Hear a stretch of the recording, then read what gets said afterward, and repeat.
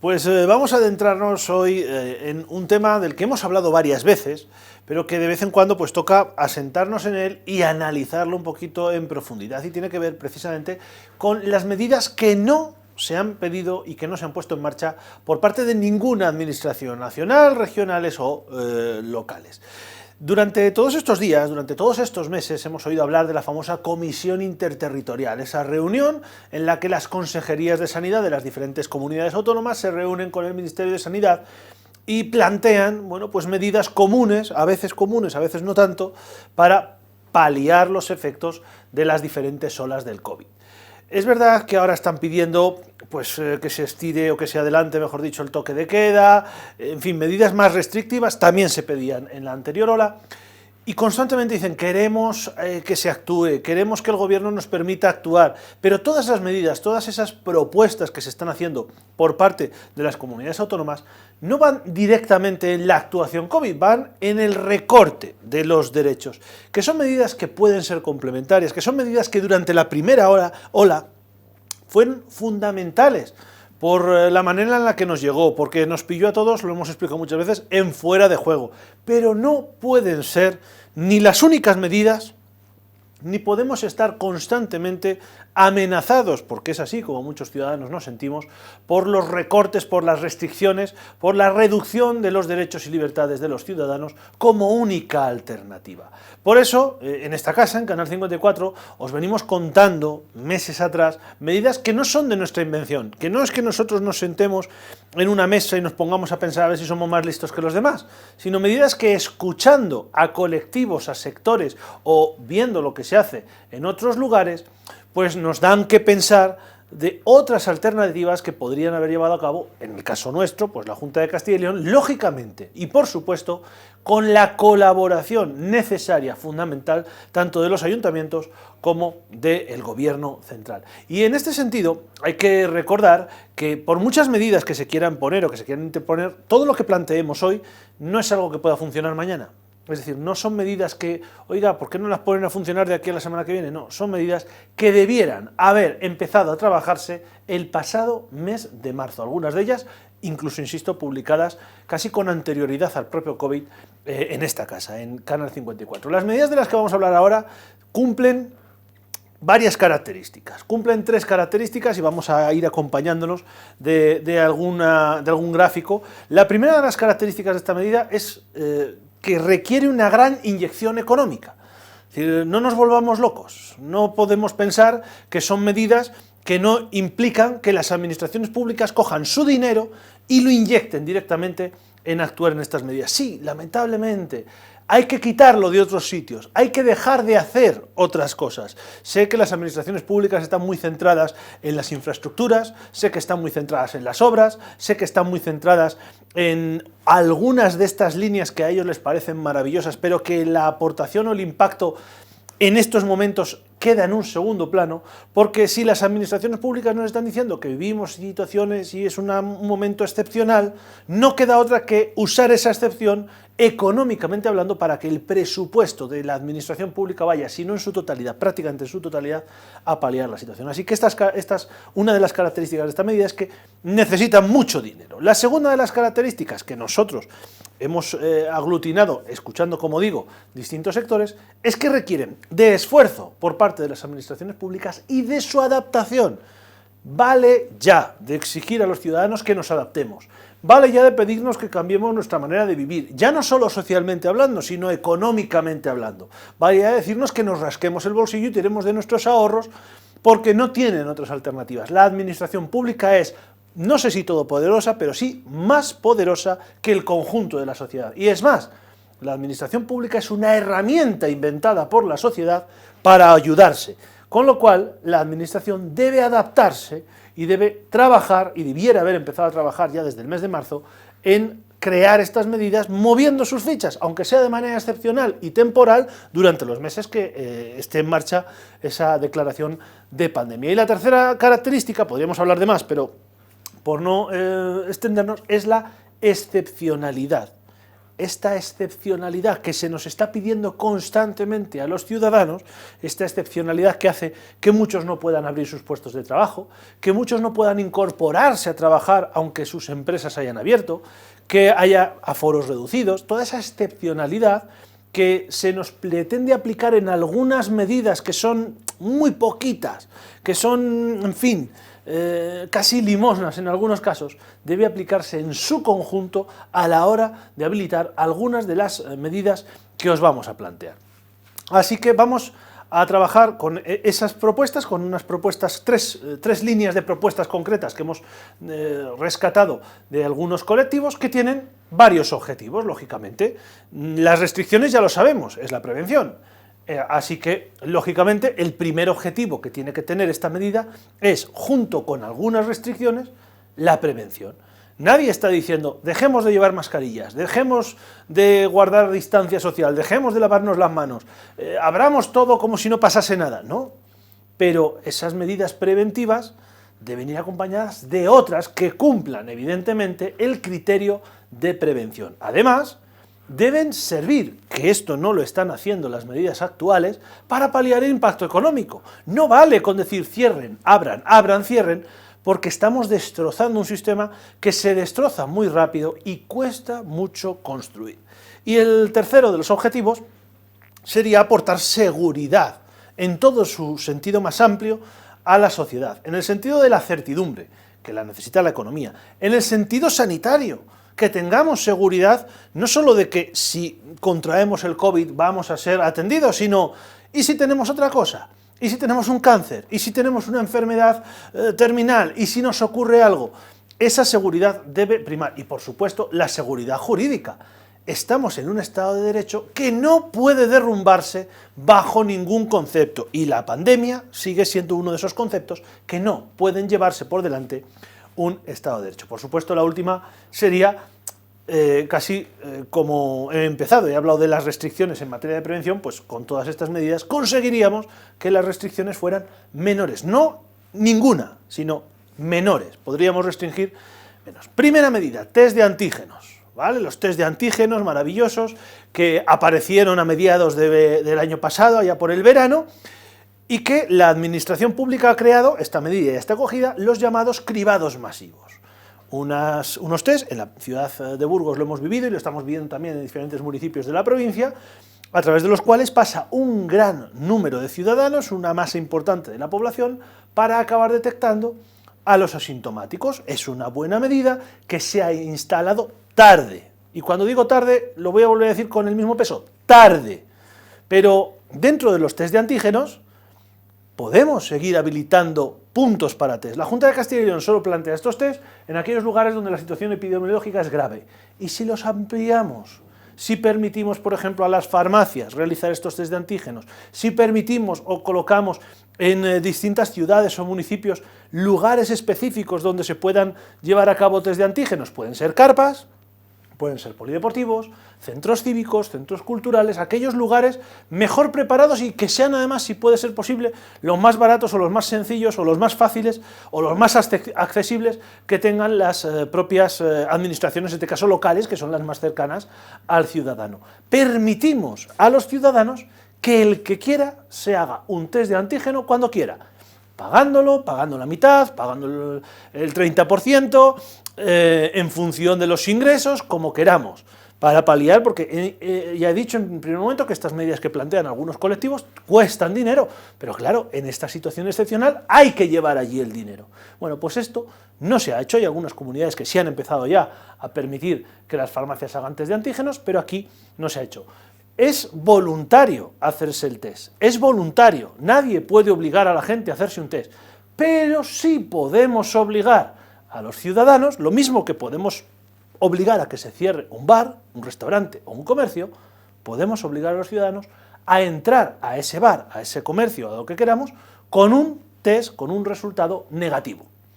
Exactamente igual que le pedimos a la gente que no se puede entrar sin mascarilla o que deben guardar una distancia de 2 metros o de 1,5 metros, podemos establecer esa obligatoriedad. El test es voluntario, el acceso no. ¿Qué debemos plantear en esa obligatoriedad? ¿O qué debiéramos haber empezado a plantear? Esto, insisto, en Burgos se ha propuesto a la Junta de Castilla y León ya en el mes de octubre o de septiembre y miró para otro lado. Se le propuso como experimento piloto para accesos a las zonas de restauración, pero no han querido hacer nada. Imagínense ustedes si planteamos que todas las personas que quieran acceder a una iglesia, o que quieran acceder a un restaurante, o que quieran acceder a una discoteca, se hacen un test de estos y para entrar ahí necesitan mostrar en la puerta que se han hecho ese test en las 6 horas anteriores o en las 10 horas anteriores o lo que estime la autoridad sanitaria. ¿Qué conseguiríamos con esto? Pues estas 3 cuestiones que vemos. Detectaríamos a los asintomáticos sin querer. Gente que dice, pues es que me apetece ir de cena, me apetece salir de fiesta, me apetece ir a comprar, quiero ir al teatro, necesito ir al gimnasio, me tengo que hacer un test y de pronto, mierda, descubro que soy positivo. Acabamos de detectar asintomáticos de refilón, sobre todo aquellos asintomáticos que no han acudido a los cribados masivos por entender que no les vale para nada, que no les sirve para nada que les hagan un test un domingo cualquiera a las 12 del mediodía, cuando a lo mejor 6 horas después o 10 horas después ya no les sirve para nada. Conseguiríamos que todos los espacios en los que está la gente fuesen espacios más seguros. Cualquier persona que estaría en un restaurante o en un gimnasio sabría que todo el mundo alrededor tiene un test negativo de antígenos en unas horas concretas y conseguiríamos que la economía no se paralizase. Quizás no podríamos volver a funcionar al 100%, pero tampoco tendríamos que estar cerrando sistemáticamente las cosas. Alguien dirá, y con razón, los test de antígenos no son 100% seguros y tienen también su porcentaje de fallo. Correcto, pero siempre va a ser más seguro eso que nada. Y el daño a la economía, desde luego, es infinitamente mejor. Esto en cuanto a los test de antígenos. Refuerzo a la sanidad. Constantemente se nos está diciendo que el principal de los problemas de estos, aparte lógicamente de los fallecimientos, es el colapso sanitario. Y nosotros decimos, ¿y por qué no se refuerza la sanidad? Hay medidas que se han tomado, hay 2 que se han tomado ya. Se han aumentado las camas y las propias UCIs y se ha contratado a más personal, pero se ha hecho de aquella manera. Por ejemplo, en la contratación de personal, se contrata personal, pero se marcha mucho personal porque en comunidades vecinas, como el caso del País Vasco, el sueldo puede llegar a triplicar el de Castilla y León. Volvemos a recordar esa inyección de economía de la que hablaba yo como una de las características al principio. Es fundamental para poder pelear en estas condiciones usar el dinero para lo que hace falta. Y si hay que bajar sueldos, se baja sueldos a los políticos para subírselo a quienes están pegándose. Pero hay medidas que no se han tomado, como por ejemplo la construcción de hospitales o habilitar los que ya están construidos, como en el caso de Burgos, el Divino Valles, como hospitales de campaña o como hospitales COVID. Esto no se ha hecho. Hemos visto lugares, el caso de la Comunidad de Madrid con ese hospital que han montado, con su polémica como no puede ser de otra forma, hemos visto como en China han sido capaces en 7 o 10 días de levantar hospitales, y aquí todavía seguimos diciendo que a lo largo de todo el año 2020 hemos conseguido habilitar entre 15 y 20 camas del Divino Valles. Pues evidentemente no hemos hecho nuestro trabajo. Claro que hay que comprarlas, claro que hay que trabajar, hay que hacer las obras, hay que desinfectar. Es que por eso hemos dicho que una de las necesidades de las características de estas medidas será la agilidad y el esfuerzo de las administraciones públicas. Y además necesitamos más flexibilidad por parte de las gerencias territoriales de salud a la hora de contratar personal de refuerzo. Vamos a explicar estas 2 últimas medidas un poquito más en detalle. En el caso de la construcción o habilitación de hospitales, y si nos lo llevamos a nuestro Hospital Divino Vallés, tendríamos menos riesgo de colapso de la sanidad si tenemos casi el doble o si multiplicamos un 50% nuestra sanidad. Sé que alguien, sobre todo los que mandan, dirán, es que eso es una utopía, es que fíjese usted, 9 provincias en el caso de Castilla y León, que hay que hacer nuevos hospitales nuevos. Hospitales de campaña, si lo quieren ustedes ver así, dedicados exclusivamente al COVID. Claro que sí, porque nos están ustedes diciendo que el colapso de la sanidad es un riesgo y por lo tanto, y ante ese riesgo, tenemos que actuar. No vale decir, uy, han crecido los datos, dejamos de operar, dejamos de atender otras cosas. No, es que esto no me vale. Y como no me vale como ciudadano, no hablo de mí en primera persona, sino como ciudadano, pues ustedes tienen que actuar. Rastreos y atención COVID que los vamos a ir descentralizada. Si generamos esos hospitales como un centro COVID, habilitamos, primero hacemos más rápida la gestión, la hacemos mucho más ágil, y lo tenemos todo a mano. Y además pasaríamos a esa tercera característica. Si ya todo lo COVID, las sospechas o lo que sea, se están llevando a cabo en estos centros que hemos creado específicamente para ello, podemos habilitar, si no todos, muchos ambulatorios para recuperar la atención presencial, que ha sido una de las mermas horribles. A mí me da vergüenza, y lo digo abiertamente, escuchar, como he escuchado estos días, a la consejera de Sanidad, decirnos que los muertos COVID tienen nombres y apellidos, porque, señora Casado, los muertos por causas de no COVID, pero que no han sido atendidos, porque ustedes solo están pensando en el COVID, también tienen nombres y apellidos. Y la otra medida, la flexibilidad en el esfuerzo, más sanitarios trabajando menos tiempo. No tenemos dinero, es así de claro, no somos capaces de llegar al mismo nivel económico que otras comunidades limítrofes, con lo cual muchos se nos van. Tenemos que reforzar nuestra plantilla y lo que está haciendo la sanidad pública de Castilla y León es llamar a sanitarios, algunos trabajando en centros privados, en residencias de las diputaciones, otros han abandonado ya el mundo sanitario y están trabajando donde pueden, porque lógicamente no han podido subsistir en el mundo sanitario con hoy te llamo 20 días, dentro de 3 meses te llamo una semana, luego ven para una baja, etc. Bueno, pues ahora es momento de empezar a actuar flexibilizando eso en esta situación. Cuando se llama a un sanitario para que trabaje y este sanitario esté en la sanidad pública, en otros hospitales, en la sanidad privada, en diputaciones, en otro trabajo, dice, oiga, yo eso que usted me ofrece no lo puedo hacer. ¿Habría posibilidad de solo fines de semana? ¿Habría posibilidad de solo por la tarde? ¿Habría posibilidad de una media jornada? La sanidad debiera facilitarlo. A día de hoy lo que hace es colgar el teléfono. Si facilitásemos esas incorporaciones, tendríamos a un personal que tendría tiempo para descansar, que tendría tiempo para desconectar psicológicamente de un año, de un trabajo absolutamente agotador. Y no haríamos una cosa que está haciendo la sanidad pública, que es dañar al resto del sector sanitario. Son muchas las personas que han abandonado centros privados por acudir a hospitales públicos durante medio año, etcétera, porque entre elegir una cosa y otra no tenían situaciones económicas muy diversas, es decir, más o menos era parecido, pero trabajar en la sanidad pública da puntos de cara a una posible oposición, etcétera. Es decir, la sanidad pública, con el sistema actual, está arañando sanitarios para la sanidad pública, vaciando la sanidad privada. Estamos vistiendo un santo, desvistiendo a otro. Y la tercera pata, agilidad en las ayudas. Necesitamos ser más ágiles, más dinámicos, y esto no está ocurriendo. Esto no está ocurriendo en nuestra comunidad. ¿A qué nos referimos con agilizar las ayudas? De entrada, eliminar, dejar a 0 o a 1, si quieren ustedes, toda la burocracia. Volvemos a las características que he dicho yo al principio. Excepcionalidad.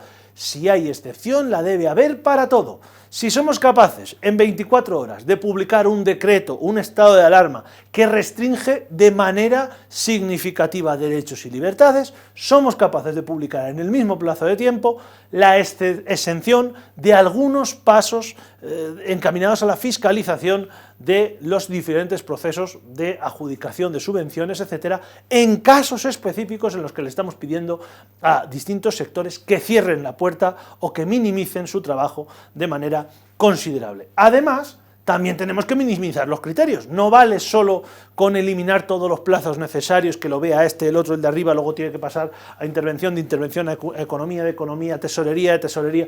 Es que además tenemos que poner criterios claros. Si a usted le hemos dicho que cierre el día 1, pues no podemos decirle, y para conseguir ayudas, usted tiene que comprometerse a contratar a 16 personas, de las cuales 3 tienen que ser discapacitadas, debe estar al corriente de pago con Hacienda, no debe tener sanciones y debe haber hecho una donación a la Iglesia en los últimos 3 meses. Oiga, criterios claros.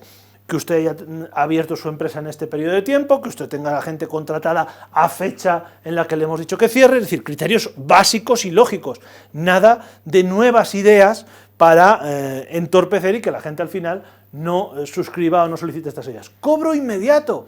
¿Qué narices es esto que estamos viendo en el Ayuntamiento de Burgos de 8 meses para cobrar unas ayudas? O habilitamos un plazo que lo abrimos hoy y cierra dentro de un mes para que la gente vaya solicitando cosas. Según se solicita, se cobra, porque cada día que una empresa no está abierta es un día que no tiene ingresos. No se puede retrasar el tiempo primero. Abrimos un plazo de solicitudes, cerramos el plazo de solicitudes y empezamos a estudiar las solicitudes, acabamos de estudiarlas y abrimos otro plazo para aquellos que se les haya faltado no sé qué papel, cobro inmediato. Y alguien dirá, hombre, no podemos dar dinero a todo el que venga, porque claro, ¿qué ocurre si alguien nos mete la pata o nos engaña?